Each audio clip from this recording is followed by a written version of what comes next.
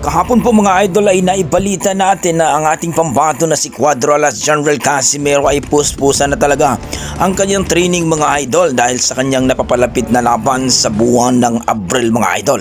Hindi ito basta-bastang kalaban daw mga idol.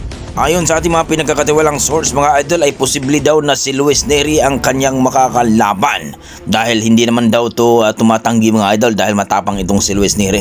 Isa itong bad boy ng Mexico mga idol, kaya inaabangan ng ating mga boxing fans na talagang si Luis Neri ang makakalaban nito.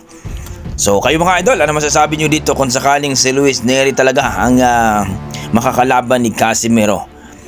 So please comment down below mga idol para ating pag-uusapan yan. So para sa akin mga idol, kailangan talaga na sipagan ni Casimero ang kanyang pagtitraining mga idol. Doble ang kanyang kumbaga hard training ang gagawin ni Casimero mga idol sapagkat hindi ito basta-basta si Luis Neri mga idol.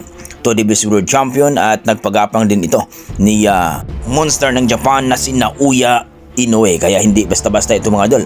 Baka si Casimero pa ang gagapang dito kay Luis Pantera Neri, ang bad boy ng Mexico. Sa kabilang banda mga idol, kahapon din ay naibalita natin na posible daw na mapalaban itong si Casimero dito kay Naoya Inoue sapagkat itong si Naoya Inoue mga idol, ang punteriya daw ngayon ay hindi na si Junto Nakatani.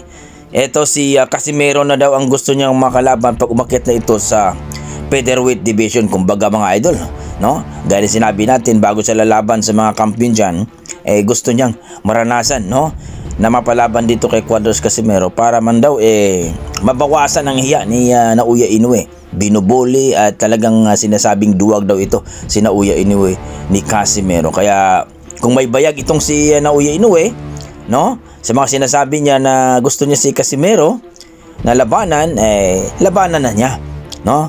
Hanggang medyo hindi pa gaano kalaki yung edad ni Casimero, no? 36 years old si Casimero mga idol. At this year maging 37 na yan. So dapat labanan na ni Naoya Inoue mga idol. Hindi yung puro na lang siya iwas mga idol.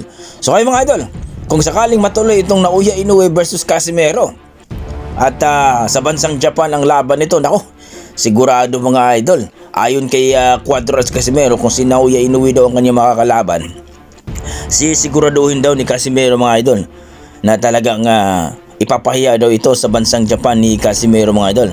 Kung dumikit naman talaga itong si Naoya Inoue kay Casimero mga idol, kumbaga makipagsabayan, ay sigurado talaga mga idol. Sa lakas pa naman ng suntok ni Casimero ngayon mga idol, lalo-lalo na yung lip hook niya mga idol, nako, kita nyo man ang laban ni Casimero kay Tom mga idol na basag yung ilong. Kaya mas maganda kung hindi siya didikit kay Casimero, kasi kung makipagsabayan at didikit siya kay Casimero, sigurado talaga wasak talaga yung ilong ni Naoya Inoue dito mga idol kung sakaling matuloy ang kanilang laban mga idol. So kayo mga idol, ano masasabi nyo dito? Please comment down below mga idol para ating pag-usapan. Maraming salamat. Ng tapat sa